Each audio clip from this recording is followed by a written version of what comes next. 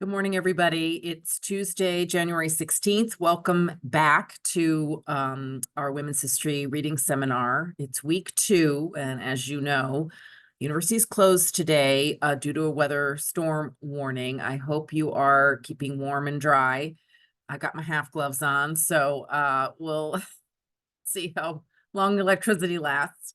I decided to record some remarks today that go along with the PowerPoint, just to keep our conversation flowing even in one direction, given the challenges for being together on campus. I decided not to hold a virtual session just because electricity is a little questionable, could be in some still neighborhoods, and could get worse today. So here we are. You'll be able to access this material either as a fully video recorded lecture.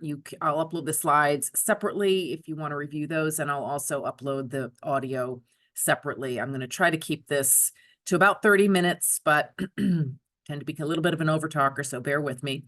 I'm going to do a screen share, and I prepared some things to sort of pull ideas from last week into this week and kind of launch, hopefully nudge people constructively toward Thursday when your first paper is due for our class.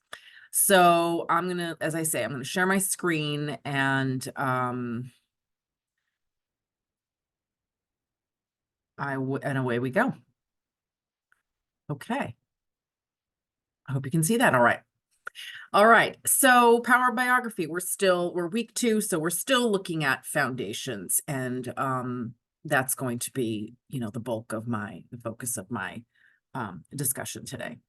So let's see if I can figure out how to advance this slide. Oh, okay, great. So here's an overview of where we'll go today. We're going to debrief the free write. Remember, we're working on our classroom process and kind of reflective learning environment that we're establishing together. Then I have a little discussion about, we're working on foundations and we're working on theory. And so I just want to touch back and make sure we've got some common understandings of what theory is and what it's for. I'll touch a little bit back on Scott and Crenshaw and a few of those keywords that came up on the board last week. Even though they are writing at the same moment, they are oriented distinctly, and yet there's also overlaps. I just want to touch back on them and see where the touch points are, the sort of bridges between their perspectives, which are similar but not the same, right? And then I'd like to do what I'm calling an ironic rewind. In your Fisher article this week in Unequal Sisters, you're introduced to a very important figure named Pauli Murray, and I have a little bit more to say about Murray. Again, just to make sure we're a little bit same page. I don't know how many folks have encountered this figure in other studies and in other parts of the culture, but I want to just same page as at least for the moment on this very, very important historical figure. And then I have a few thoughts about this week's reading. Just a tiny little overview just to help people. I found the reading a little challenging, and to take nothing away from Gabe's presentation on Thursday, there is plenty to say about these wonderful pieces, but they are also challenging. So I just wanted to just touch on them by way of encouragement, just to support your own reading. And then finally, just some thoughts about the papers, some encouragements, and sort of cheering you on as we head forward, try to plow forward in the challenges of week 2. Okay, so forgive the cluttered screen, but what I've done is just basically listed out the wonderful feedback about what our classroom process might look like this term. And what's bulleted in regular typeface are your words, and what is in italics after your comments are some reflections from me. So I'm just going to walk through these just briefly. So there was some consensus around checking in. I think this is also a great idea. And maybe at least once a week, maybe on Tuesdays, after the weekend sort of thing. And again, no pressure to perform. If you don't care to, you can always opt out. And we'll also check back and see how's that going. And, These are not in stone. These are provisional. A couple folks talked about respectful discourse in class, couldn't agree more, but it also bears mentioning, reflect on what respectful discourse means to you. We all have different experiences in the classroom that we bring to this course, and we don't want to assume that respect looks and feels the same for each of us. We all have distinct paths through the world and distinct paths through the university. So, however, I will offer as a baseline that we avoid interrupting someone when they're speaking. It's actually a problem I have, so it's a good reminder for me. Another point was made, meeting each other where we are and assuming as little as possible. I think this is, a great privilege, a great reminder, and I think it also privileges listening. In order to understand where someone is, you have to be able to listen well, and you might also want to practice paraphrasing, because you might not understand on the first go where someone is coming from. And in terms of making assumptions, of course, I think I've noted and mentioned that we live in a highly visual culture where we make assumptions based on visual appraisal 24/7. So what we can do in our class is just sort of notice when we're making assumptions and try to reflect on where do those come from and what are those impulses about. Fourth point is listening as much as we speak, speaking up when needed. Again, wonderful reminder to be aware, right? Be aware of inputs and outputs in the brain. Always ask, why am I talking? I think this was brought up somewhat humorously or lightheartedly, but seriously last week. And I have a little gloss on this, was just to remember, well, sure, we can all ask, why am I talking right now? But remember that not everyone has had the same experience with validation of their contributions in the classroom. And so, this could go from an introvert extrovert thing to more kind of nefarious devaluations of speech based on perceived identity, perceived command of English. So just a little reminder that while a course like this might might select for, smarty pantses who like to read, at the same time, not all of us have had our words affirmed. And so just to bear that in mind. Someone recommended that feel free to respond incoherently or say something stupid or guess or just listen. So this is I think, a nice reminder that we don't always make sense, that learning is bumpy, and that we might strive for a classroom where that is acknowledged and not punished, right? Because classroom can be kind of a performance space. And this requires trust, right? In order to feel okay making a mistake or trying a new idea. And also each of us perhaps bring these flagging habits in speech, and the just really simplistic legacy I bring from my reading on pedagogy is a gendered one that needs to be unpacked. But often folks who are sort of gendered or socialized gendered female have these habits of speech like, I don't know what I think about this, but, or this might sound silly, but, and again, gender's not just the only axis. There's lots of permutations of this, or this might be dumb, but just, be aware, prime your ears to notice whether that impulse is coming up in yourself or when you notice it in others, and we might reflect on that. Another point that was made, sort of that we might want to draw conclusions, but are there conclusions? I thought this was great. It reminded me of a comment from a wonderful historian friend of mine who used to sigh who told stories of sighing around the seminar table saying, are we complicating again? And we'll often bump into, or we may well bump into in our reading, since we're doing some new stuff this year, this term, that scholars often say it's more complicated than we thought before. Well, is that an argument? Is that an interpretation? So just these habits of speech around words like complicated, would be what we're wise to attend to them. So, and I think it's always, I'm not sure we strive for, I mean, I'm going to say structurally in your papers, I'm going to encourage you to write a conclusion, but often what a conclusion means is to strive for a plausible, meaningful explanation, also with an awareness of the limitations of it that also raises new questions, right? So it has this sort of dual aspect to a conclusion. Another recommendation for classroom process: on a personal note, did this reading change a view or perspective or awareness not previously explored? So give your permission to not know and to be surprised is my little gloss on this. I think this is great. I definitely had this experience with the reading this week, especially the Fisher article on Murray. I'll have a little bit more to say about that.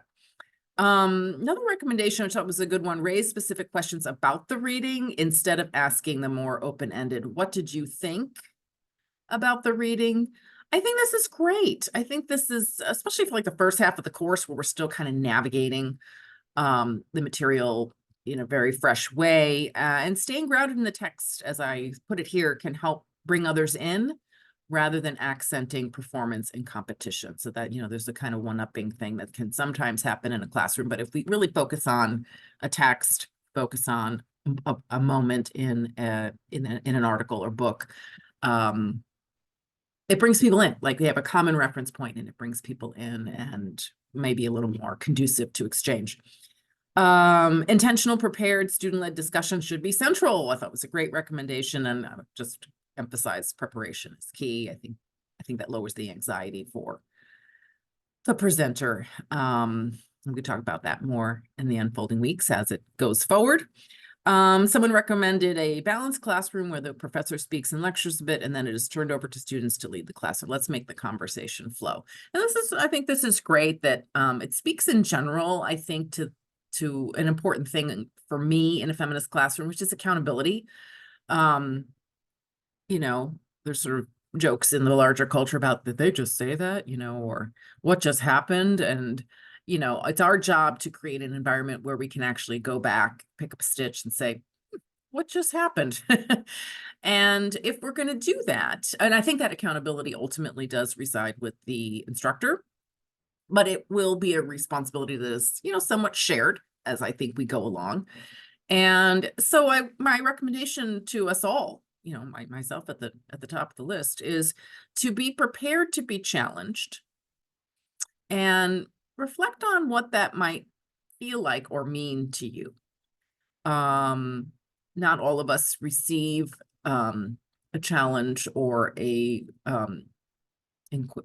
deeper inquiry into what we're saying with grace. I myself challenge the older I get.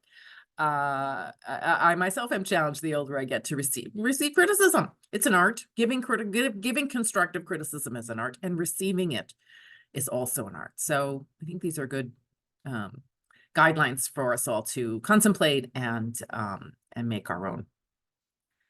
Okay. So, as promised, a few reflections on sort of what is theory and what is it for. And I think the good news is that in some ways, participants in this class have already demonstrated more or less, I think, an understanding, the understandings that I'm going to highlight here. So it's not like I'm issuing this major corrective to how conversation's been going, but just to kind of consolidate and reflect back to you some of the ways I phrase the response to what is theory, because I think it's important. I think it's important, as I believe I flagged day one, as a feminist scholar, there's still a sort of side eye, oh, bias, oh, so much theory, as if that's a sort of demerit, right? And so even in my own department, I've had graduate students sort of marched over to my office and told to ask me why I think theory is important because their advisor doesn't. And, things happen. And so bring it. And I want you to be ready. And also maybe, theory is not for you in the way that we're doing it in this class. So my premise here is that theory is not escapable. It's not optional. to speak is to theorize.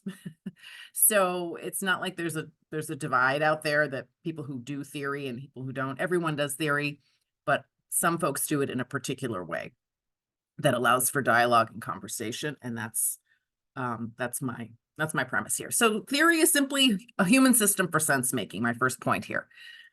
Theory is different from someone's worldview or their ideology in that theories in scholarly circles are tasked with providing a kind of replicable way of explaining causality or accounting for the arrangements or relationships among phenomena. Okay, so some may have a religious worldview. That's not necessarily a theory, right? A theory, well, in a religious context, might be described as theology. Theology is what explains, heaven or something, something sort of sequential, right? A worldview is a more general perspective, and theories inhabit worldviews comfortably or uncomfortably. We can make those assessments as we go. The second thing I think is important when we are discussing theory is that, in my view, theory facilitates dialogue. Everyone needs theory, and we use it every day. And in scholarship, being explicit about perspective and theory lends itself to dialogue, to self-reflective thought and criticism. So like, well, why do I think this? What is the structure of meaning in my own mind? What are my standards for persuasiveness? What are my thresholds for what counts as evidence? Like, what's the difference between evidence and just the noise, right? How do we tease out evidence from the mess of, the detritus of the world around us? And theory helps make clear your decision making. Why does something count and something not count? And so we can talk about it. By making it explicit, we can talk about it and we can learn. So to follow on that, theory, being clear about one's theory of social change, acknowledges that we're not omniscient, right? We're not time travelers, that we are finite human beings whose knowledge and capacity is finite. And we don't pretend to be on the mountaintop pronouncing truths for all time, that we acknowledge, as I put it here, the distance between the past and the present, that we don't have ESP helmets that allow us to either to predict or imagine very well what went on in the past, although we try because it's enriching and instructive. And so theory allows us to articulate the distance between the past and the present, rather than collapsing it, rather than just seeing the past as sort of a faded version, a sepia-toned version of the present with different hairstyles, right? In fact, the past is a foreign country, and we have to have a way of acknowledging that that's somewhat systematic. And I believe it was Valeria last week who said, we're supposed to avoid presentism, right? And I thought this was very salient in the discussion of Scott and Crenshaw, because we want to do intersectional analysis, we want to do gender analysis, but the humans that we're talking about in the past didn't use the word intersectionality or gender. And so they don't share a vocabulary, they don't necessarily share a worldview or theory of how power works or how change over time happens.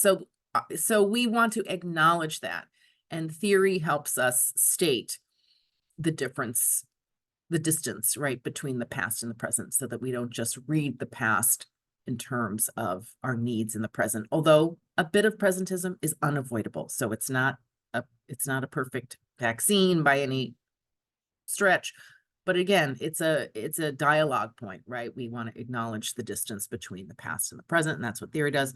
And the other important thing that theory does is it helps us work with inevitably imperfect evidence. So theory helps fill the gaps in the archive or in any data set, even those that purport to be quote unquote complete. So no data is perfect, no evidence is perfect, no text is perfect. And so theory helps us bridge those gaps. It's like if then, it helps us speculate. It helps us conjecture in a meaningful and systematic way, and in a way that someone else can borrow and say, does it work over here? Right? Does it work over there? And then it just helps us come up with, as the last screen said, are there conclusions? Maybe the conclusion is theory doesn't work, but that's okay because that's learning. So those are some points that I like to raise about theory and what it's for in academic setting. Okay, so just to sort of extend this a little, if I had to characterize Scott and Crenshaw as theorists, I would say first and foremost, they are social constructivists. What does this mean? This means that they approach their evidence, they approach texts and other forms of discourse from the past in an anti-essentialist and anti-determinist mindset framework, okay? That is, they don't start with the idea that they know what gender or Black female identity is, and then they go looking for it. They ask, how are these identities, how are these identifications, I should say, constructed? How do they find expression in law, in everyday life, and in social practice? So you might have heard the word determinism and essentialism in some of those essays, and those are important for feminist scholarship because the body is often seen as fixed, particularly in past in archives that hold historical material. You know, medical and other people have described the body as fixed, static, and unchanging. And so because the female body, so quote unquote, tends to be the proof text of these kinds of claims, it's been important for feminist scholars to, unclench this notion of the body as essentially, unchangingly, deterministically fixed, either biologically or in some sort of, in terms of its essence. You'll hear people talking in your evidence about the essence of femininity or the essence of womanhood, and that's always a red flag. So I would say, if I had to momentarily put Scott and Crenshaw in a theory box, which I don't necessarily want to do long term, they are social constructivists. And I would say that Scott has but a somewhat cranky view toward Marxism and labor theories of value, but we'll put a pin in that. We'll come back to it. So that they're social constructivists. They both stress processes of identification rather than identity. Okay, that's really important because, again, if we get bunkered down in our categories, then they stop moving and then they become essentialized. Okay. So, but if we focus on processes of identification, how these constructions play out in law, in science, in the world, then we're in a flow. Then we are in some kind of a process that we can track and talk about. So I thought it was very telling in Crenshaw that the construction of the Black woman as worker in the three cases, like sometimes they were just Black, sometimes they were prevented from being just women, right? And they certainly in the de Graaf and Reed case were sort of prevented from being a super category of Black and female. So those are, she shows in those cases, these are processes where you can see identifications being projected, and we've got something to talk about. And so I would say that Scott and Crenshaw also agree that all categories are fundamentally intersectional, but not in the same way. Okay, so they're doing this unpacking of categories. They're describing a socially constructivist approach so that we recover the relational, unstable, changeable nature of these constructs. And yet they're not necessarily predictable. So Crenshaw does, again, a great job of showing how the category white female and the category Black female are both intersectional, but white women's intersectionality is muted and collapsed because whiteness goes unnamed, right? And only the Black female body carries a racial designation. So this is perhaps, bet you, kind of old hat for most people in the room, but I just wanted to spell it out because we're still in the foundational weeks here, and it's just good practice to lay it all out. So onward. Oh, I'm on my laptop today. So here's the ironic rewind part of my remarks. And it's my on-ramp into a discussion of Pauli Murray. So again, picking up on Crenshaw and the DeGraff and Reed case of 1976, remember the judge argued that, quote, Black women cannot be a special class to be protected from discrimination, nor can the court create a new super remedy only available to them. Okay, so this is like truly Exhibit A in Crenshaw about the socially constructed nature of Black female identity in law and the difficulties therein. And I wanted to point out the supreme irony of the judge here, because Title VII of the Civil Rights Act of 1964, on which the case is premised, contained the word sex precisely to make sure that white women were covered by the law. Okay. I don't want to go, we could do a whole class on this, but just to say, in congressional debates, a Virginia Democrat named Howard Smith introduced the word sex into the legislation before it became law to mock the issue of civil rights, because he felt that conservatives would not support the idea of a major civil rights legislation that would tackle sex discrimination. And he did so to play to white supremacist fears that Black women would have more legal remedies and workplace advantages than white women, because the law initially only prevented racial discrimination.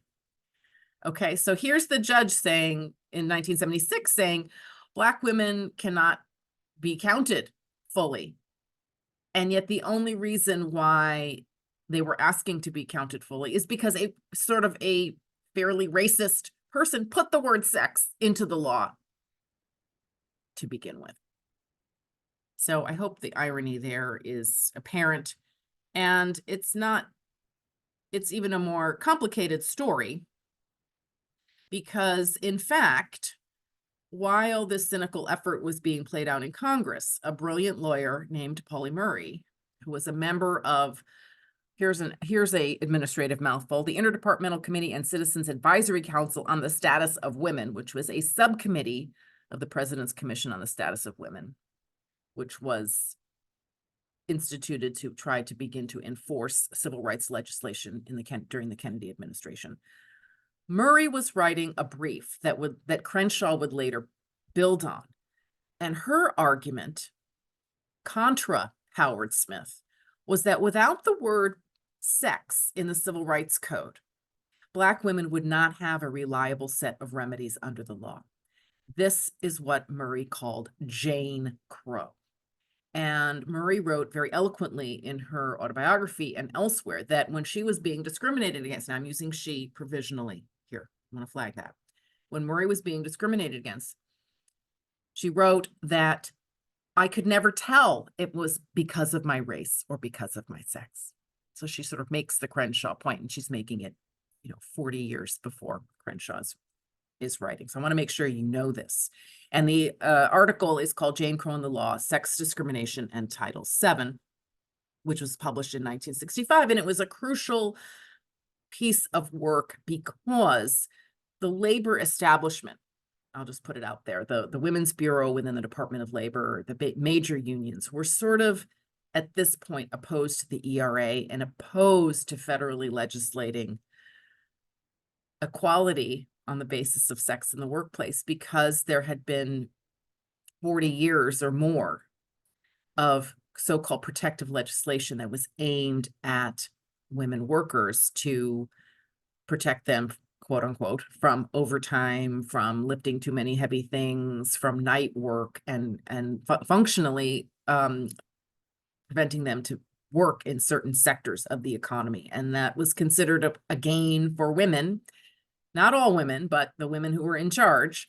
And Murray's brief was critical in helping turn labor's tide and the sort of feminist establishment as well into favoring remedies around sex equality and in favor eventually of the ERA.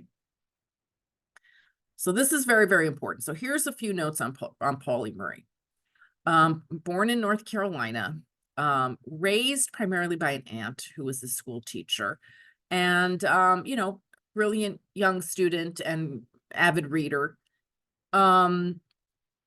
Her aunt who raised her lived for a certain amount of time in New York City, and so Pauli went to Hunter College, and in New York City, she kind of became a New Yorker, born in North Carolina, but kind of became a New Yorker, and in 1938 applied to law school at the University of Chapel Hill, and was turned down on the basis of race discrimination. And the NAACP was sympathetic to her case, but declined to pursue it. At that time, there was another case in Missouri called Gaines v. Missouri, that the NAACP's strategy at the time was to try to force states to make good on Plessy. In other words, Plessy v. Ferguson from 1896 said that states had to provide separate but equal accommodations. And so the NAACP was like, okay, then we want our equal. If you're going to give us separate, we want equal. And that was the strategy. Rather than breaking down separate but equal, they were trying to push it to its logical extreme. Murray eventually went to law school at Howard University, one of the HBCUs in Washington, D.C.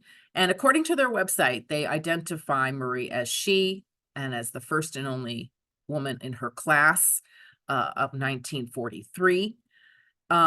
Murray's thesis in law school rewrote the Plessy strategy, and that eventually became successful in Brown versus Board of Education in 1954.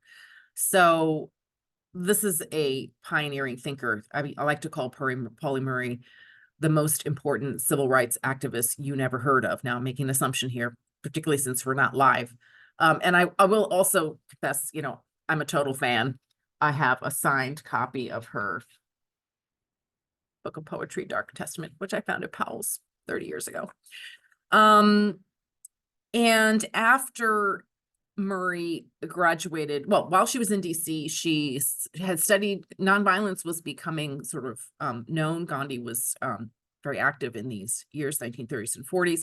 And she and some colleagues were studying up on nonviolence, and they pioneered some successful desegregation sit-ins in Washington, D.C. During World War II. Murray then applied to Harvard University for graduate study in the law, and here she was denied admission on the basis of gender discrimination. So you can understand in her Jane Crow essay why she never knew, she was subject to both of these axes of discrimination, and there needed to be a remedy.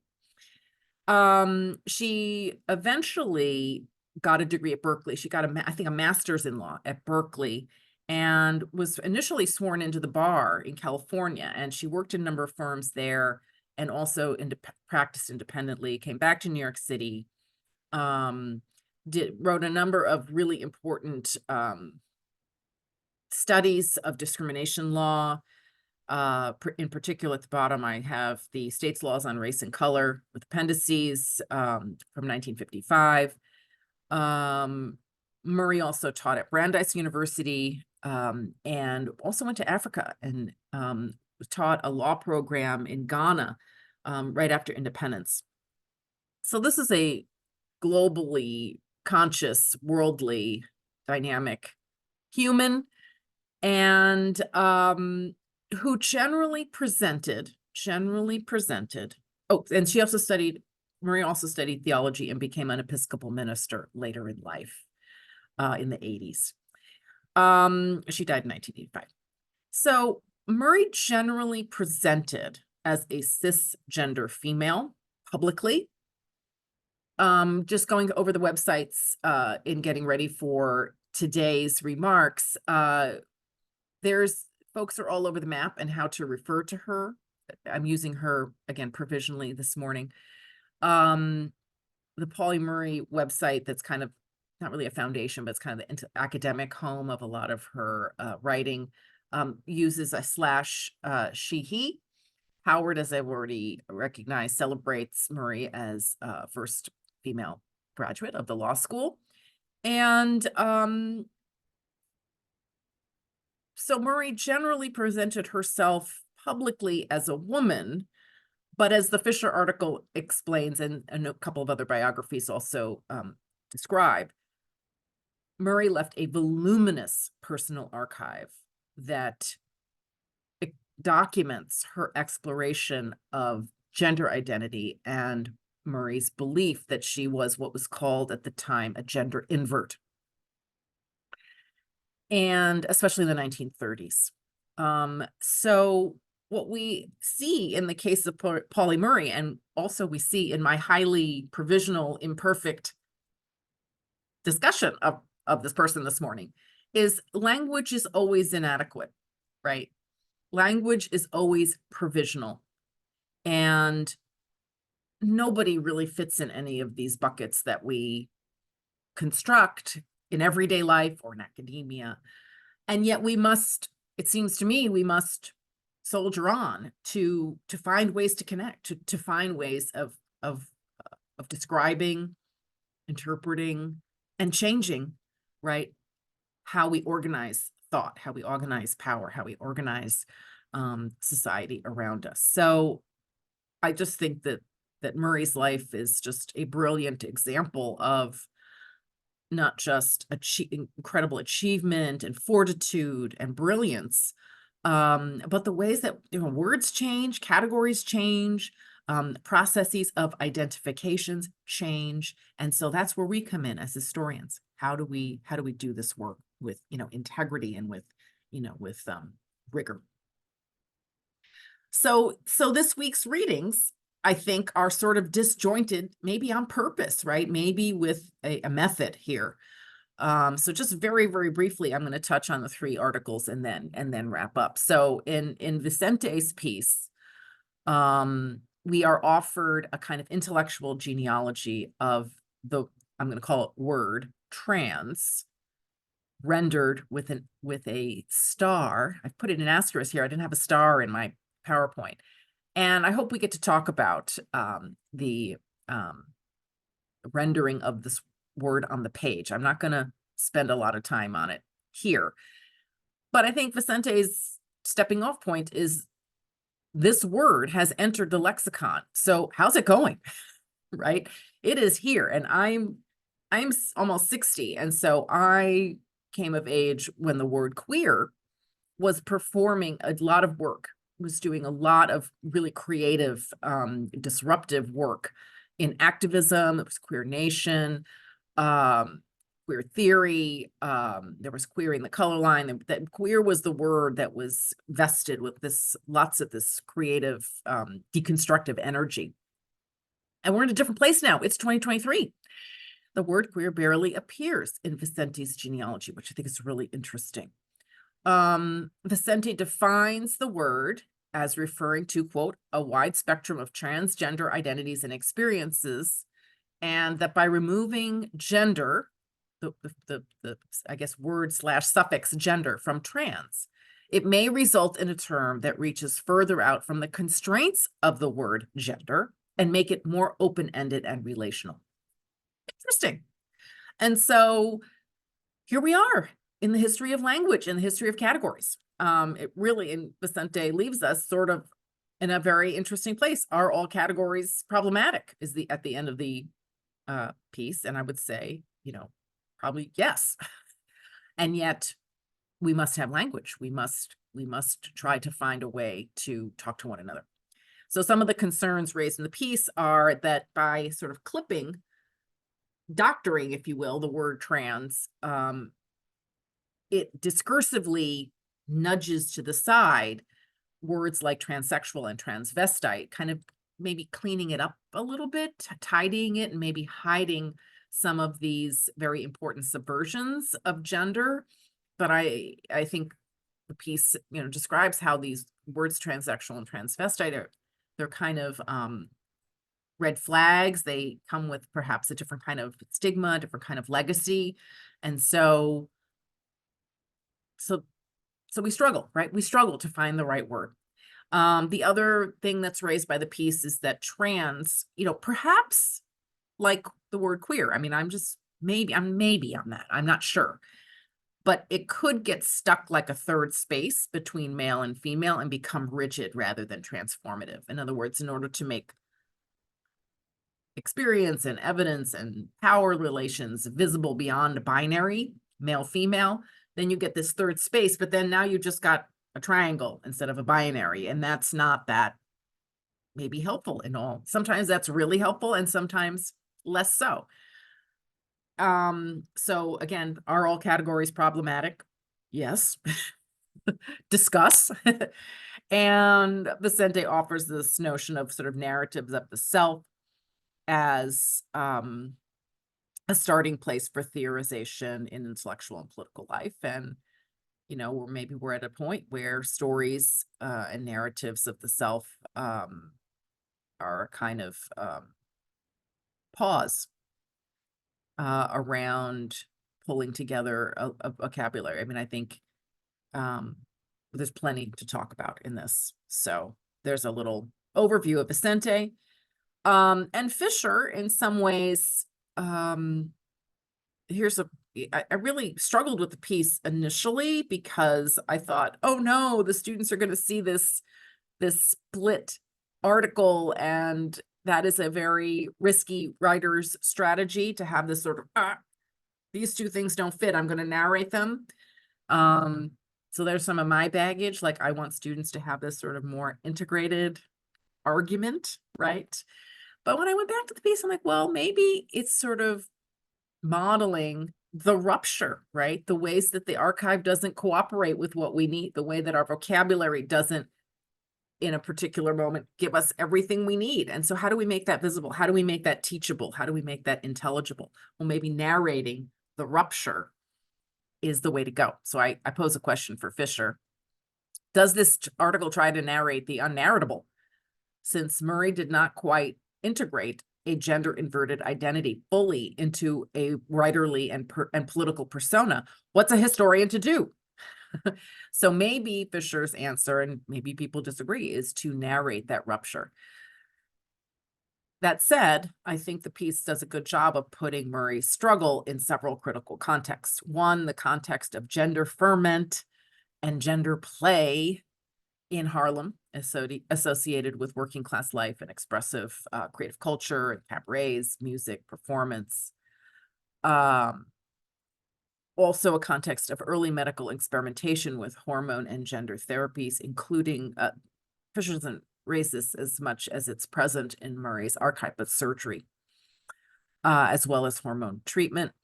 And the third context is middle-class Black women's quote-unquote culture of dissemblance, a phrase pioneered by Darlene Clark Hine, historian, Black feminist historian, who sort of described these discursive tactics, practices designed to protect the self, that is, to dissemble, to not, practices of sort of non-disclosure, of prudence, of even a form of silencing, right? Our tactics and practices designed to protect the self, protect the family, and protect the Black community from unwelcome scrutiny and regulation, in other words. So this whole notion of like, well, just find your voice, or just, out and proud, sometimes these are fraught, right? It's not so simple. Not everybody can just, sure, I have a voice, I'm going to use it. That there's different groups and individuals among us have experienced punishment, regulation, and violence for claiming a voice or being out and proud, so to speak. So I think what Fisher helps us do or see is that Murray might be recuperated to help us notice, right? To help us acknowledge that there perhaps was a way to be what Fisher calls a gender non-normative new Negro in the 1920s and 30s or before World War II. Rather than judge Murray as, oh, someone who sort of failed to come out, failed to certainly found a voice, but failed to be what we might consider in 2023 out and proud, to see the constraints that Murray operated under. And that is, I think, a rich contribution. Okay, and finally, Pascoe.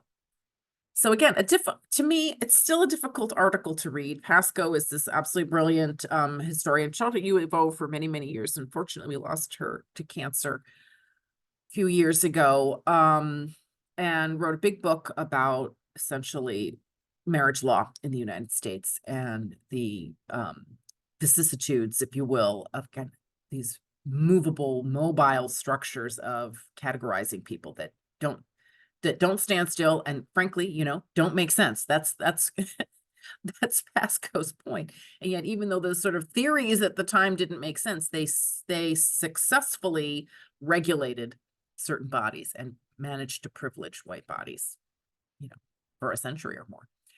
So, but this piece takes a small slice of her argument and tries to complicate the narrative of the rise and fall of scientific racism in the post-World War II context. In other words, she reminds us that sort of scientific racism as a sort of respectable scholarly and academic practice was sort of over by World War II, but the world did not really catch up to that. And moreover,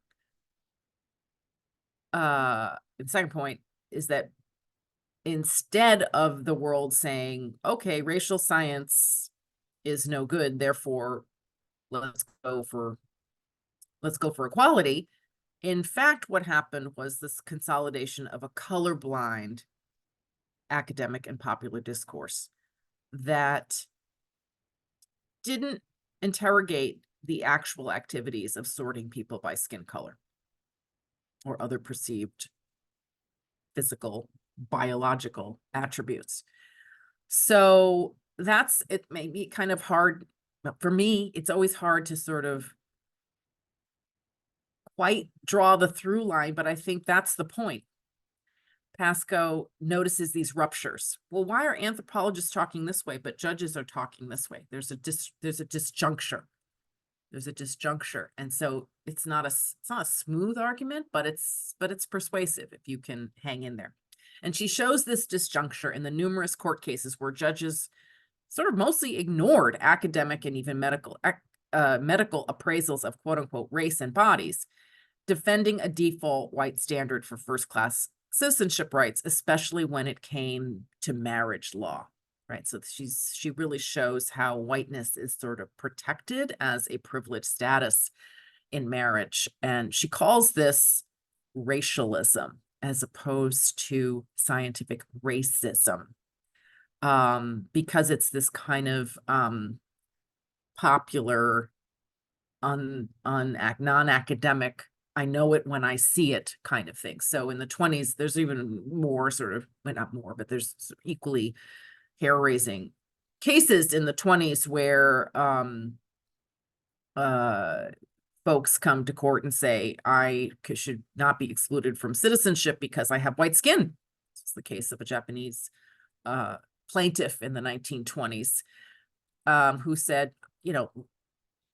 by observation, I have white skin. I'm Protestant. I speak English. I should be able to be a citizen. I'm an immigrant, but I should be able, there's a racial exclusion against Asian immigrants. And the judge said, well, you may have white skin, but you're not white because you're from Japan.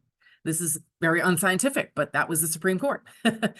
And a few years later, South Asian Indian man came before the court to say, didn't say that they were white, but said they were Caucasian. And so they should not be excluded from citizenship because they were sort of, ethnically Caucasian.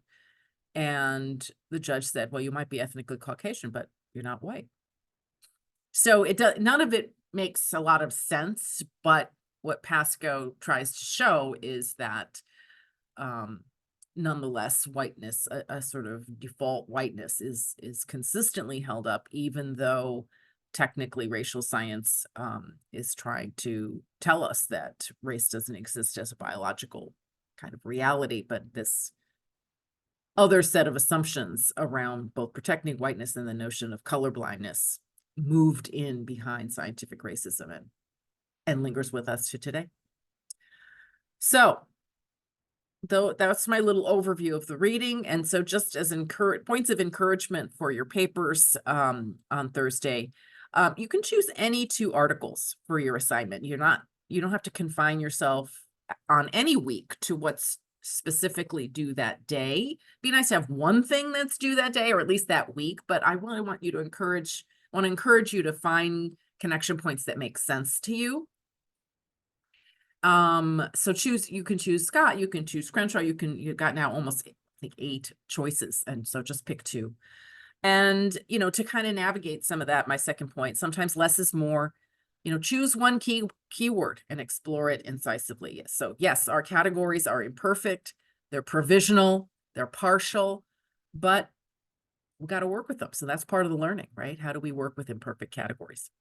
And just a third point, it's a little bit of a professor pet peeve, but I think it's purposeful and will serve you well over time.